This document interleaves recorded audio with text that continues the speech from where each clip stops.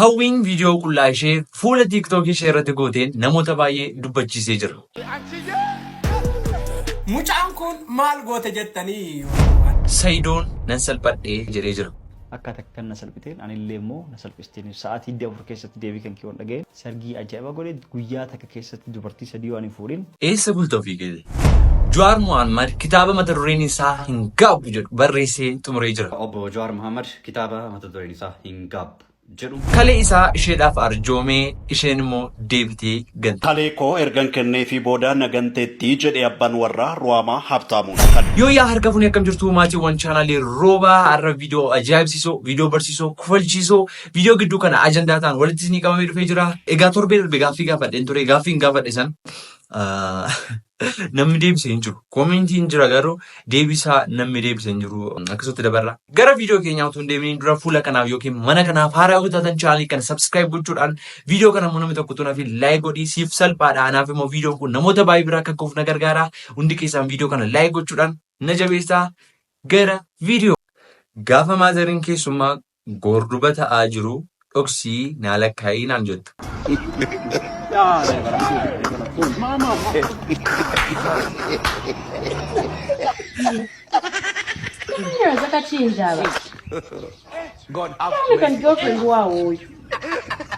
Anda dungachaa jiran seemanii lakkaa'ara seemi. It's been a long day without my friend. In a only hour, I only you. Musikanya akan ina kana kante ka Wiz Khalifa Ingilifa kana kante ante jecha maalinni si anna Ingilificha subatti sitti godheetu si qabe moo mindinno moo qoonqaa beeresabiitiin Wiz Khalifa tacaawwataa jirta muuziqaasa dhiisi isuma beektuun sinasraatiin as takka akka liite afaan Oromoo yookiin Amaarinyaa dhuma kee akkan akkanii waan hin beeknetti zallalteen galiimee nunas tokkoriin nunas fokkoriin edegeeta moo boo'icha dhaashi sitti lammada sitti bara boo'icha soo ta'e dhiisi shabbu abbulee dhiisi Wiz Khalifa malite abbulee iraf as takka akka lishiin tokkorsiisin qottoo Tsaggaayeen akka jirutti yaadama poosti godha.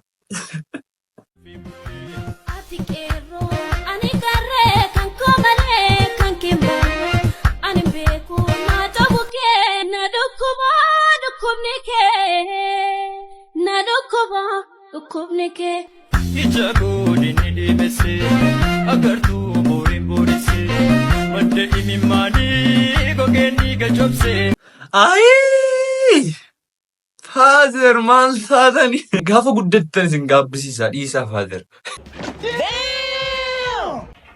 Jirtu moo namoonni tokko tokko? Jirtu namoonni tokko tokko. Namoonni tokko tokko baanii asii rakkanneetu rakkadheera bakka na gargaara yoo nuti rakkanneerra jedhanii gaafa baanii jala galtanii koomenti jalatti waaqni isiniif haa kennu rabbi isiniif haa kennu harkaa fuudhaan nu kenna waaqa harkaa fuudhaan nu kenna. Kennaafi waaqa harkaa fuudhaati kennaafi. Waaqa harkaa fuudhaati kennaafi nama sararqee. Rabbi isiniif haa kennu kiisii keessan keessa birrii keechanii rabbi isiniif haa kennu jedhina bira darbaa hin barbaanne ta'a. Bakka bira darbaa hin barbaanne ta'a bira darbaa bakka an gargaarina rabbi isiniif haa kennu. Rabbi karaa keessan namaaf kenna beerijoo. Hin qabdan taanaan bira darbaa. Rabbi karaa keessan sin namaa kenna. Birrii keessa kiisii kaawwattanii rabbi isiif haa kennu waaqni isiif haa kennu harkaa fuudhaa kenna. Ndee harkaa fuudhaa kenna. Cawwaaq isa waaqni kennu caaladha ninjiin amma yoo asiin jedha waaqi siif haa kennu.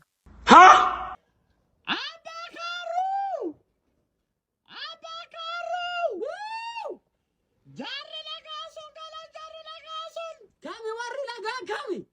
Kamtu galemmo? Jaalsanyiin jaalsanyiin! Baga nagaan galee nuti duraanuu nagaa barbaanna.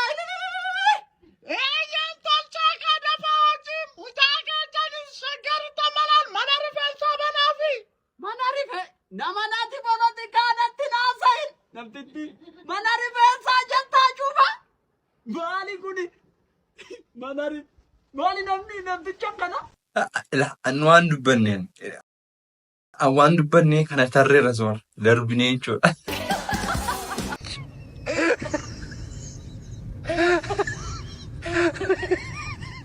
Lami. Esa de Marta. Kori. Kori. Korii jechuun maal jechuudha? Iski koomentii jala naa gaa korii hin beeku.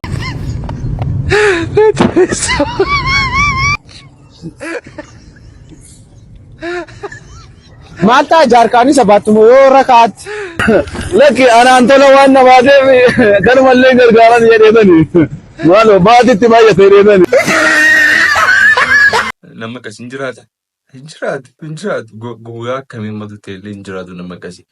Saafi jaalalleen kee akkamii? Maa jaalalleen qabu man. Akkuma ati yaadattu fani. Yaadadhu. Abbaan kee akkam? Faazariin kee akkamii? Basmaa waan akkanaan qaladama amma. Jazbaa. Kun baay'ee cima. Inni kun baay'ee cima. Gaafa maraqqantee warra du'aa deemna.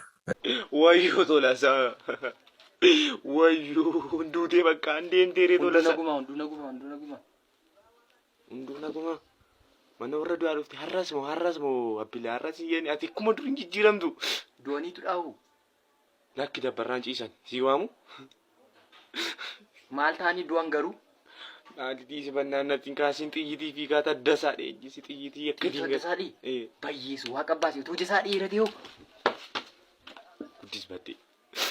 Har'as moo maali kun maaliin godha? Garuu baay'ee du'anii? Lakki gimmaasha du'ani. Gimmaasha du'anii gimmaasha kunoo si bira taaru. Du'iiti. Du'a. Bayi. Namba qaama awwaalame? Lakki ciisaar si waamu?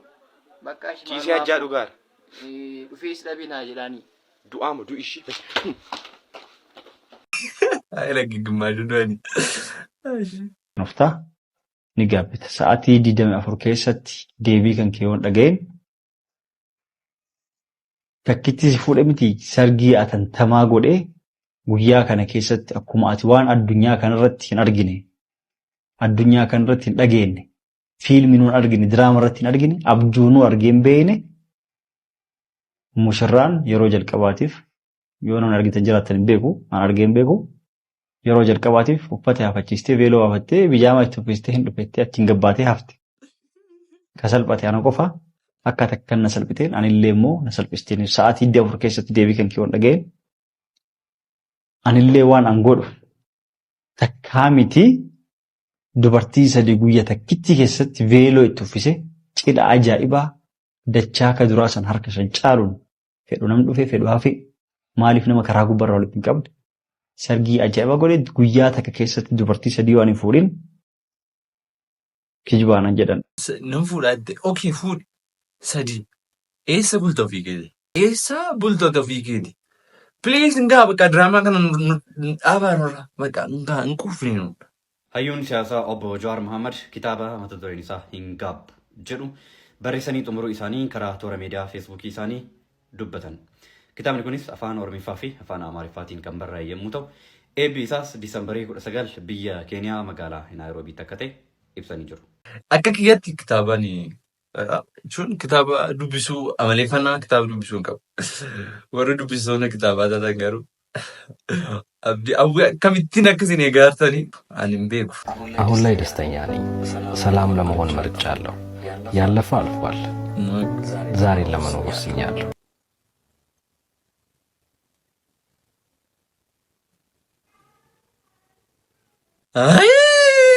Tsaggaay. Salphoo soqolaa gargaaru jedhu itti nu hime ati. Mucaan kun maal goote jettanii Oromoo anamma moodelistiidha. Mucaan kun namoonni tokko maal jedhan salbaan ishii inni tokko gurraacha'ee inni tokko diimatee jedhan. Toleen jedhe.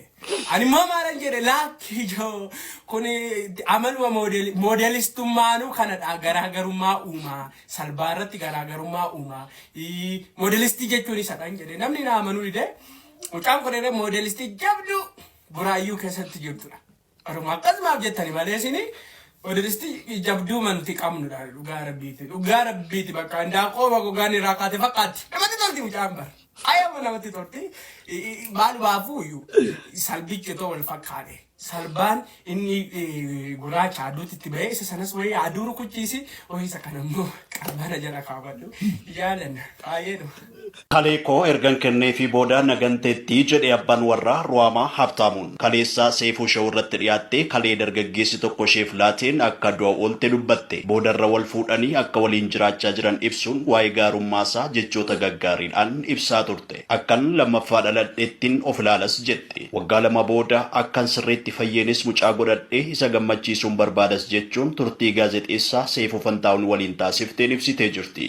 Namoonni karaa TV fi miidiyaa hawaasaa irratti argan hundus ajab jedhanii dinqisiifachuudhaan dargaggeessa kanas nama akkamiiti jechuudhaan galateeffataniiru. Har'a garuu abbaan warraa dubartii kanaa akkuma kalee koo kennee fi fayyiteen naganteetti jechuudhaan viidiyoo gabaabaa qoodee jira. Viidiyoo sana akkuman argeen keessi koo na jeeqabe. Yeroo ani ishee waliin wal bare namni tokkollee naannoo ishee hin turre. Kanaafan itti dhiyaadhee kalee koos kennee fi jedha Habtaamuun haasaa viidiyoodhaan taasiseen. Waan Ruwaamaan haasofte hundus soba jechuudhaan ibse. Anaaf Ruwaamaan erga addaan baanee baatiiwwan 3 caalaniirus jedhee jira. Erga isheedhaaf kalee kennee boodas dhukkubsatee mi'a mana isaa gurguree akka yaalame haala ulfaataa keessa jiraachuusaas ibsee jira. Habtaamuu fi Ruwaamaan nuyi abbaa warraa fi haadha warraati jedhan kun lamaan yaadota wal fakkaataa fi wal faalleessaniin asa ba'an iyyuu malee dubbiin eenyuu dhugaa akka ta'e fuulduratti kan qoratamu ta'a. Dhugaa matutee kun baay'ee waan nama gaddisiisudha dhugaa dubbachuudhaaf. Garuu kam akka dhugaa ta'e hin beeknu. Egaa akkuma dhageenyetti fudhanna guyyaa tokko immoo dhugaa isaanii adda ba'uunsaa hin hafu. Egaa viidiyoo narraaf qabadhee dhufi kanan gammaa ture yaada qeeqa yoo qabaatan comment section irratti naa barreessuu hin dagatina. Viidiyoo kana immoo kan isin tole kan jaallatan hiriyoota keessaniif yookiin namoota beektaniif share gochuu hin dagatina. Hanga deebinee viidiyoo biraa wal arginutti immoo peace out.